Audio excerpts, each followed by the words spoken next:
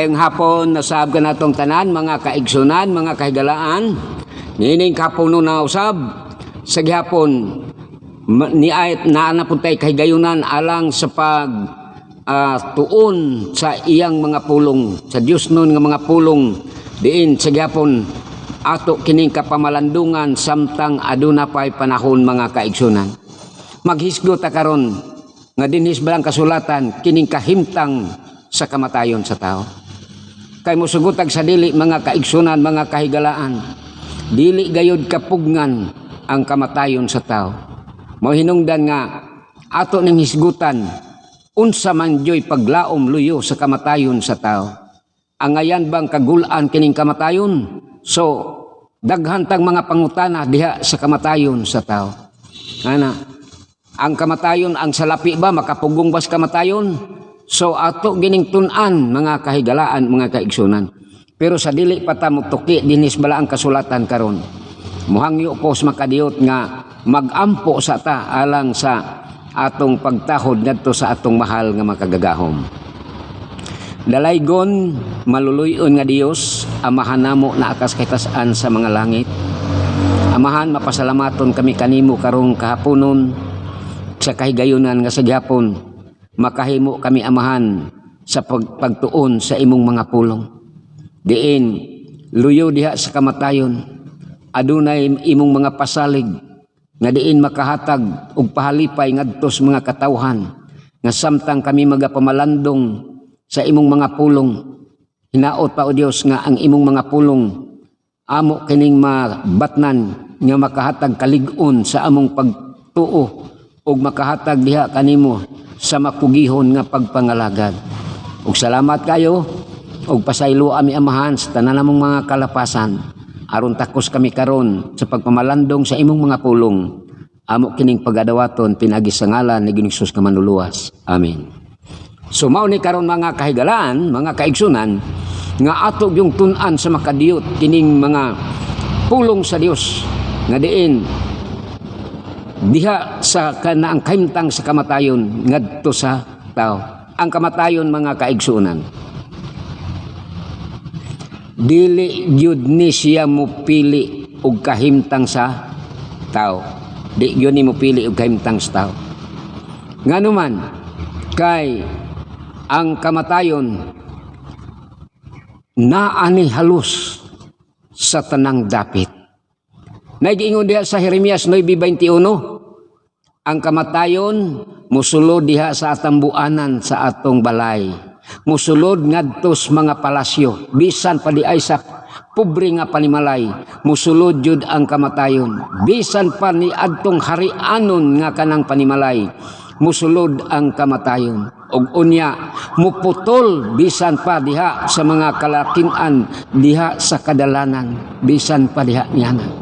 Mabitan ang daghang mahitabo nga atong makitaan nga naay daghang mga madisgrasyadas kadalanan kana naka-record na daan sa Biblia nga maunay mahitabo nga aduna gyoy kamatayon bisan diha sa kadalanan.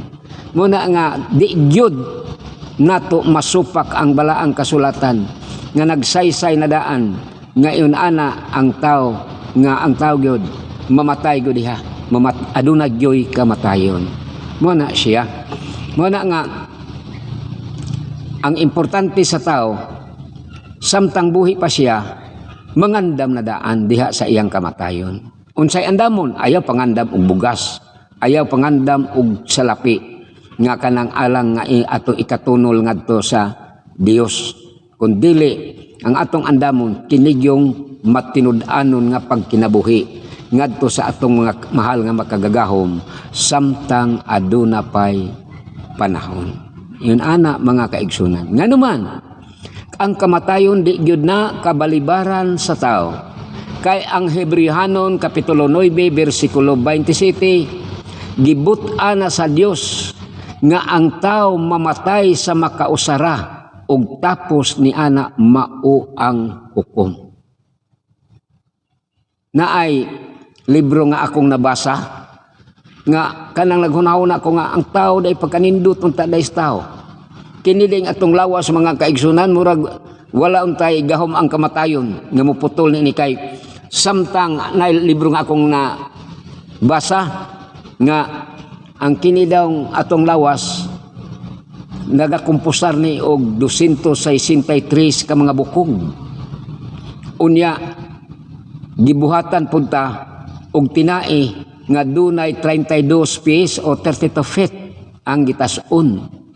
Unya gibuhatan na sadta sa kaning ato ang utok og dunay tutulo ka lahunta lagi tawag brainstem, na cerebrum, ana unya ang atong kasing-kasing gibuhatan punta sa Dios sa kasing-kasing nga dunay gitas-on nga 6 pulgadas o 6 inches.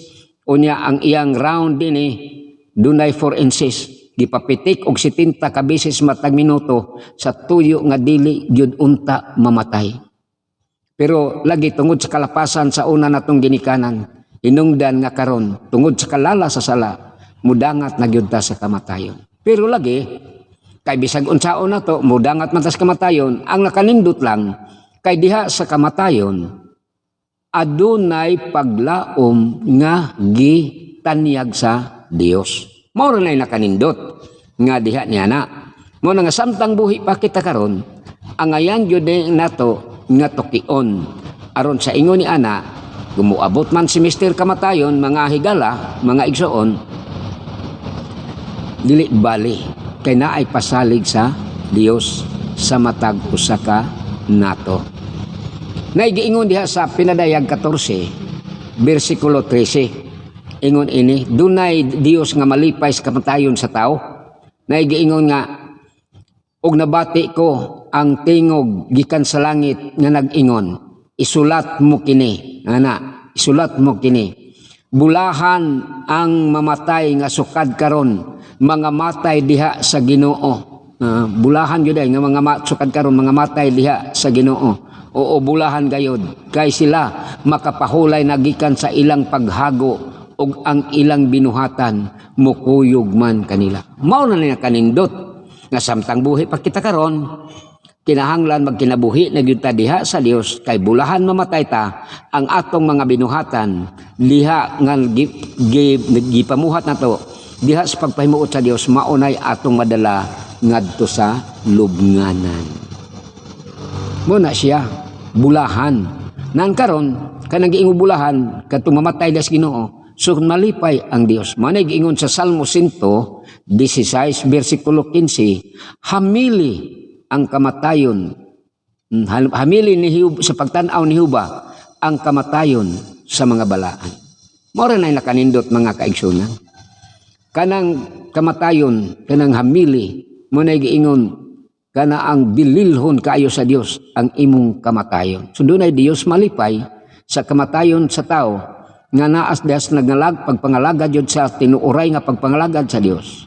Ingon ana diha sa Salmo, diha mga kaigsunan nga atong mabatnan pinaagi sa saad sa Dios. Salmo 116 bersikulo 15. Hamili ni Huba ang kamatayon sa mga balaan. Muna nga samtang buhi patakaron, samtang doon na pa'y kaygayonan, magkinabuhi na tadaan nga diha mauyon sa kabuton sa Dios ang atong pagkinabuhi. Muna diha mga kaigsunan, mga kaygalaan kay musugutag sa lili, muabot yun na si Mr. Kamatayon sa atong kinabuhi. Mabita ng naigisgutan ni San Pablo sa Roma 14:8, ingon siya nga, kanang sa buhi pa data, kinang lang buhi ta, kinanglan maiya na gitas Ginoo. Ug mamatay po ta, maiya na putas Ginoo.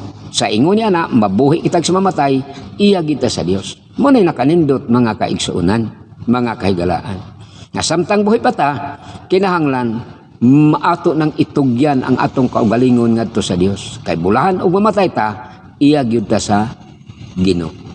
Muna nga, nining kahaponon karon ang Dios na ay ipadangat nako ang gipangayo sa Dios sa usag-usa kanato.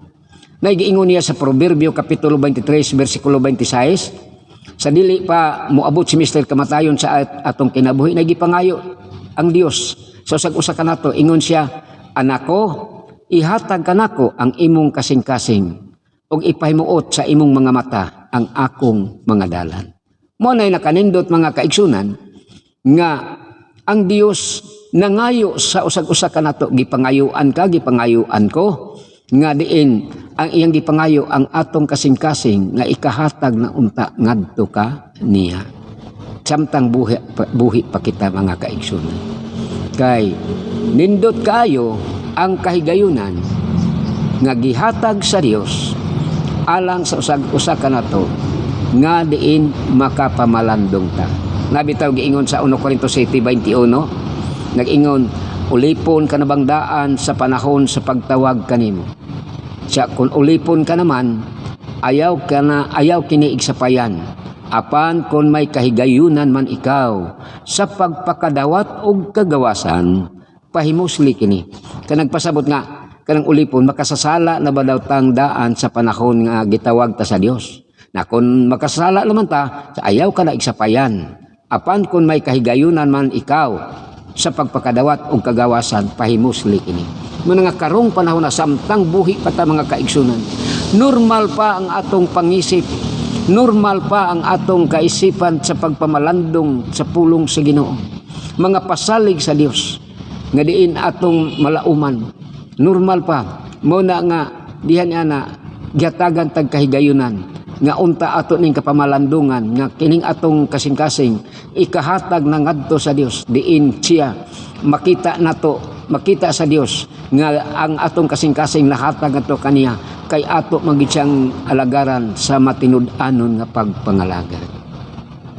Ingon ana mga kaigsunan, mga kahigalaan, nga samtang buhi pang tao, mamatay man gyud ta, nga mudangat man gyud ta, kay lagi gibutan sa Dios nga Hebreano 9:27 nga ang tao mamatay sa makausara og tapos ni ana mao ang hukom.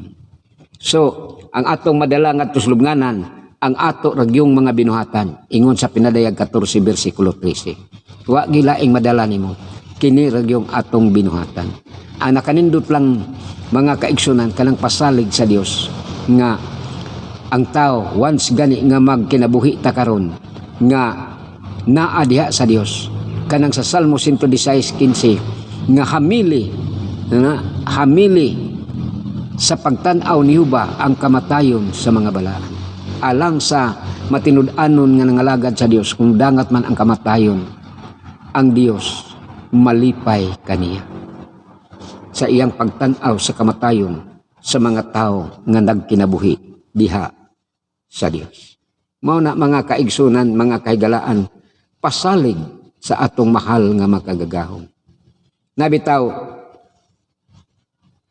kanana ang namatay mga kaigsunan, namatay usa ka inahan, unya ang mga bulak nga diha sa ubos na ay pulos lang mga condolence, mga pasubo ang mga pulong dito nga mabasa. Pero ang usa ka anak nga didto sa layong dapit sa samtang namatay yang inahan, nagpabuhat siya og bulak nga dako, unya didto sa ibabaw sa bulak kanang maong bulak nga giputos og silupin, tuay pinulungan ditong nag-ingon, congratulations mama sa imong kamatayon. Ang mga tao nga wala makasabot nakatamay sa maong anak sa manang bataa nga nalipay minus kamatayon sa iyang inahan. Pero di ay mga kaigsunan, sa dihang misulti siya didto nakadaig pud ang mga tao. Nga naman ingon siya, nalipay gyud kog maayo sa kamatayon sa akong inahan, kay namatay siya nga naa diha sa pagkamatinuohon diha sa Dios. Pagkaninduta mga kaigsunan, mga kahigalaan. So didto nakaingon ang mga tao, dalaygon di ay ang iyahag yun nga kana ang panghuna-huna.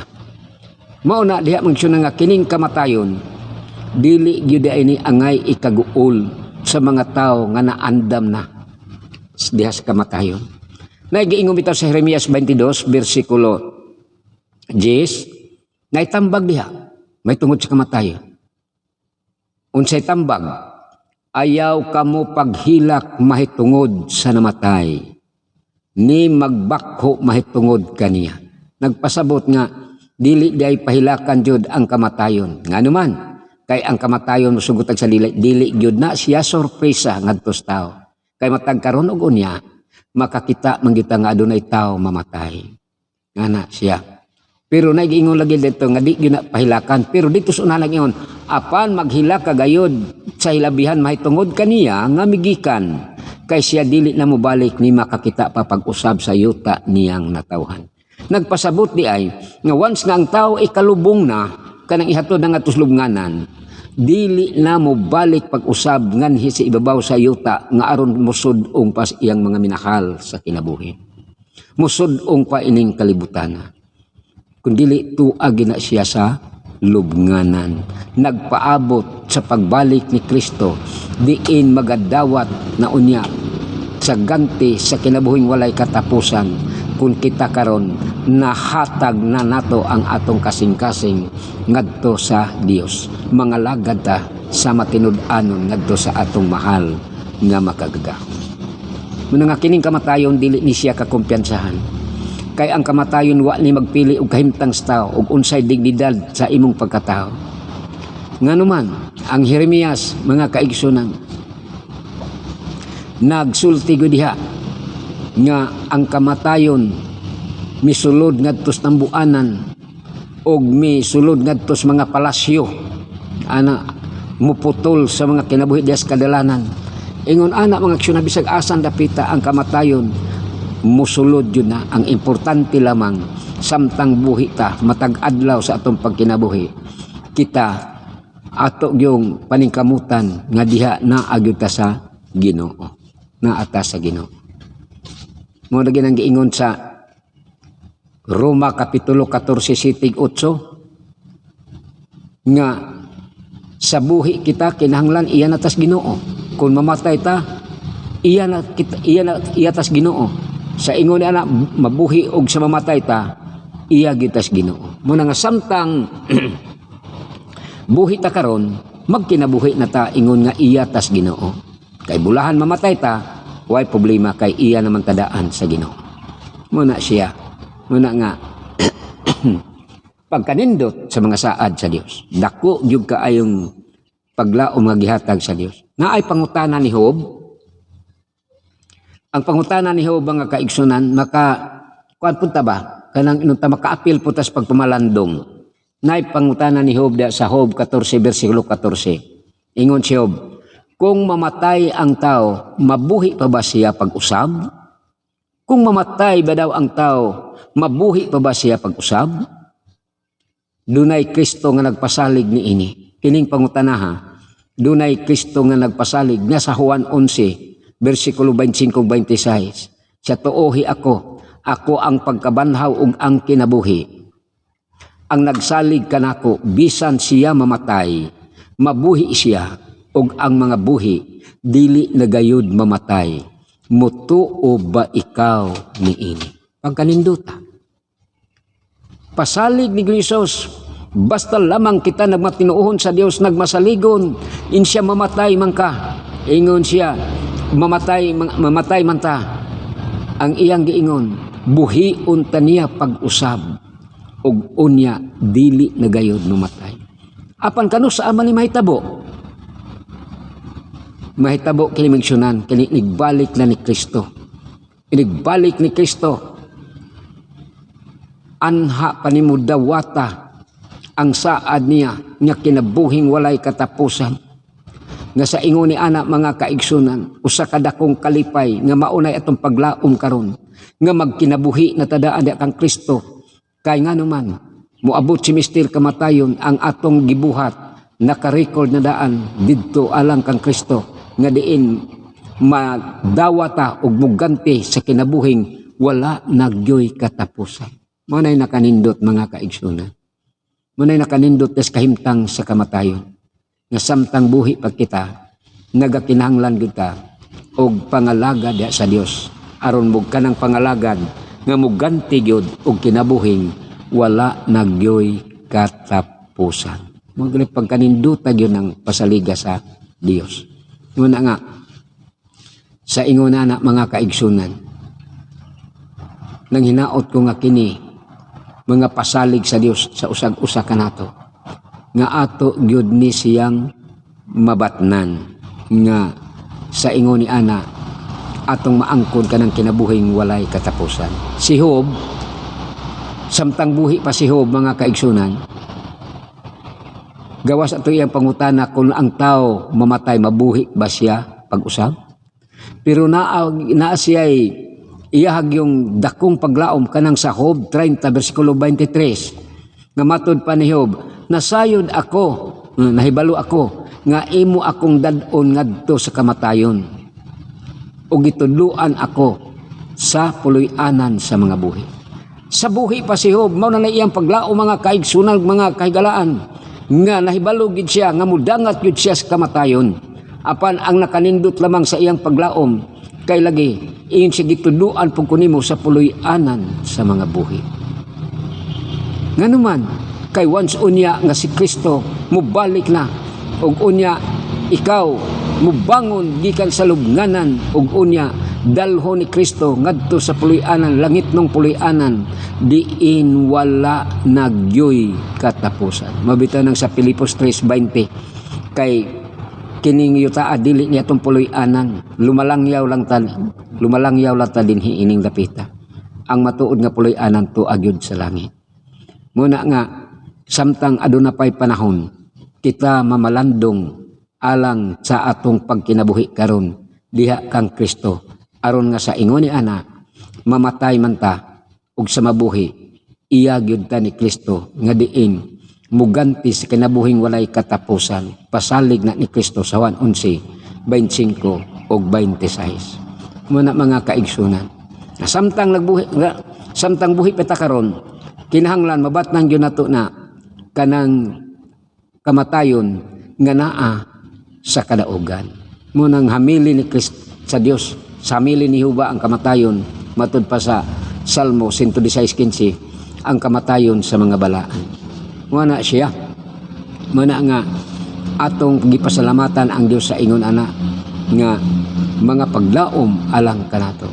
Naay giingon diha mga kaigsunan karon kanang diha sa naunang Timoteo kapitulo 6 versikulo 6 paingon sa 8, naay gikuan diha nga kana ang kay mamatay man gyud ta, munay gipasalig sa Dios nga kinahanglan gyud ta samtang ni apata karon magkinabuhi na ta diha ingon nga Dios nun diha kang Kristo nga inubanan sa pagbati sa katagbaw nga samtang ni ata ning kalibutan kinahanglan magbato na ta og kanang pagkatagbaw nga samtang nagkinabuhi ta ni Kristo diha kang Kristo. Kay nga naman injo migawas ta sa taguangkan nga wala tay dala muadto punta nga muadto punta sa dapit nga to pagatuan nga wala pud tay dala nga mana sa ingon ni ana makakaunta ug makabisti igo na nga makapatagbaw kanato. Mo ina na mga kaigsunan, kaysa mangandoy kag daghang mga bahandi maangko nimo unya di na gani hinunta ka pangalagad ngadto sa atong mahal nga makagahom, makasusubo kaayo ng pamalandong. Pero kanindot po sa usa ka tawo, dato pa nangalagad pagyud, dato pagyud po sa pagpangalagad pagkaninduta. Kay nga naman naamanggoy dato mga kaigsunan bisag way kwarta naa kanang pambitaw Santiago 2:5, paminaw kamong mga kabus dinhi sa kalibutan, dili bagipili man kamo sa Dios aron mahimong dato sa pagtuo og nga manununod sa ginharian nga gisaad sa Dios nga adtong nahigugma kaniya.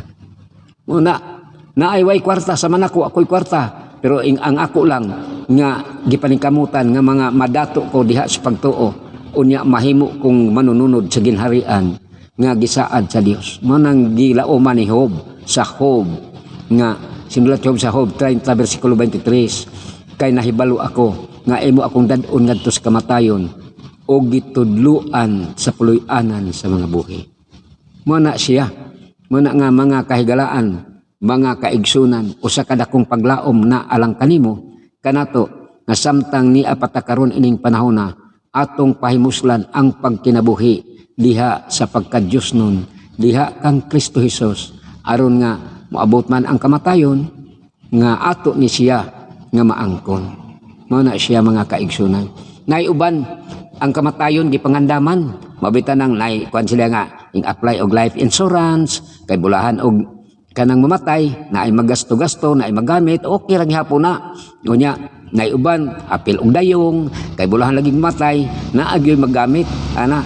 Pero ang pinakanindot gyud nga kanang pagpangandam kanang atong kaugalingon nga pagpakigrelasyon sa Dios nga muganti sa kinabuhing wala nagyoy katapusan. Mo nay nindot kaayo nga ato gyung pangandaman mga kaigsunan.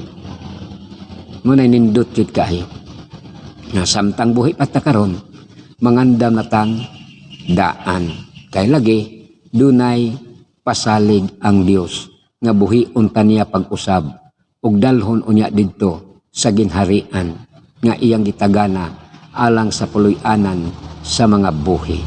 So nindot kayo ang mga pasalig sa Dios. Nga narabay uban mga kaigsunan maingon ta ba ng uban nga ay palang nako dili nako ana kay ang matud pa ang yadang sungay tag-as na kayo mga igsoon prinsipyo lang na sa tao pero ang tinuod ang pasalig sa Dios nindot kayo kay bisag unsa ta ka makasala karong panahon na basta mo duol ta sa Dios. Matud pa sa Isaias 1:18 diha niya na iyang papution sa magkanang niebe iyang papution sa mas balhibos karniro ang kapula sa atong mga sala. Mabitan nang iyang gipangayo lang atong kasing-kasing Proverbio 23:26 anak ko ihatag kanako ang imong kasing-kasing ug ipahimuot sa imong mga mata ang akong mga dalan. Muna mga kaigsunan, mga kahigalaan, nga samtang aduna pay panahon, maningkamo ta, nga mga lagad ta diha sa Dios, atong alagaran ang Dios diha sa kanang inunta kamatinud-anon, kay maangko na to ang kinabuhing walay katapusan. Hinumduman na to, nga ang bisan pag kinsay pinaka bantugan nga doktor dinis tibuok kalibutan, apan walay doktor makapasalig nga mobuhi ug patay.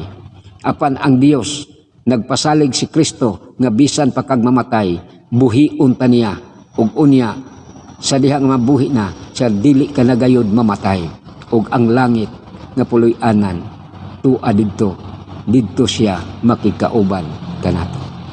So salamat kayo nang hinaot ko mga aksyonan nga kining mga pulong karon sa Dios nga mudangat diha sa tagsa ka panimalay nga mahimo ning dakong paglaom sa usag-usa kanato nga samtang buhi pa kita karon makapamalandong pata nga unta atong kugihan na kun do naman tay kakugi sa mga buluhaton ining kalibutan na mas labaw nga atong kugihan kining pagpangalagad nga matinud-anon nga to sa Dios nga muganti sa kinabuhing walay katapusan mga kaigsunan. So ang Dios magapanalangin kanatong tanan nang hinaot ako nga ang mga pulong sa Dios nga mudangat diha kanimo nga imo karon nga pamalandungan hinaot pa nga kita maningkamot sa pagkinabuhi diha sa kabuton sa Ginoo kay diha sa ingon ana dunay Dios malipayon kun moabot man si mister kamatayon sa atong kinabuhi. So ang Dios magapanalangin kanatong tanan mga kahigalaan, mga kaigsunan.